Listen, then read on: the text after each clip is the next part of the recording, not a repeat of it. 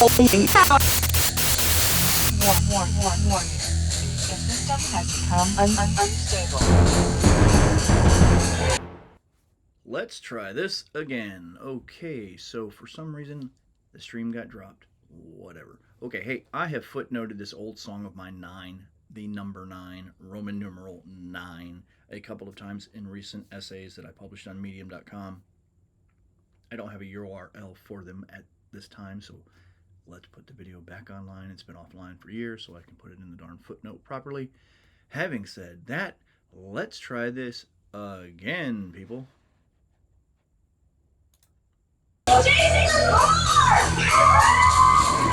Jesus of BORG! Jesus of BORG! Yeah, Jesus of BORG and the Collective, the best fucking band in the world. Featured artist in this week's City Link magazine, Jesus of BORG is down here from Port St. Lucie to blow your fucking mind away. This is an explicit show. You're gonna hear the F word. If you're offended, fuck you.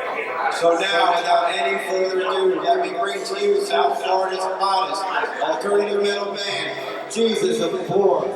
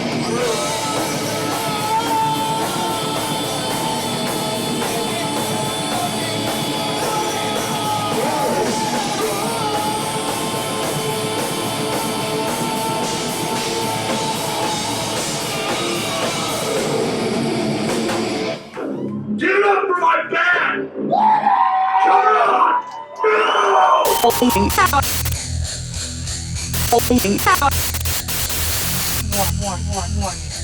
The system has become unstable. All right, that was Jesus Borg and the Collective in 2001. That was actually one of our last club dates. And, you know, the crazy thing is sometimes when you're making a living playing that scene, that circuit, sometimes you play in front of a dozen people at a bar and there's no stage. Other times you play civic centers, community centers, or large venue bars and clubs where there are hundreds of people, and you have a great stage and laser lights and smoke machines and all kinds of things going on, and you never know. There was a fairly decent crowd there, you know, for a band of our level of success. At least a few hundred people there to see us. Maybe more, maybe 500 or 600 people, something like that. And the club was a fair-sized club, but they didn't even have a stage. We had to utilize the dance floor to perform, and it was one of our last performances. It was a real pet peeve of mine. It really upset me. You know, it's like, okay, we are not here to play Freebird from Leonard Skinner. Love Leonard Skinner, but okay, that wasn't our thing. We were a professional metal band with, you know, our small scope was global, so we had a global fan base of a small scope because of, you know, the kind of music that we did in the era that we live in. Anyway, great time, you know. Thanks to everybody that was involved, from the band to the crew to the fans. It was a time of my life in a lot of ways, and so we gigged and recorded between '99 and early mid '99.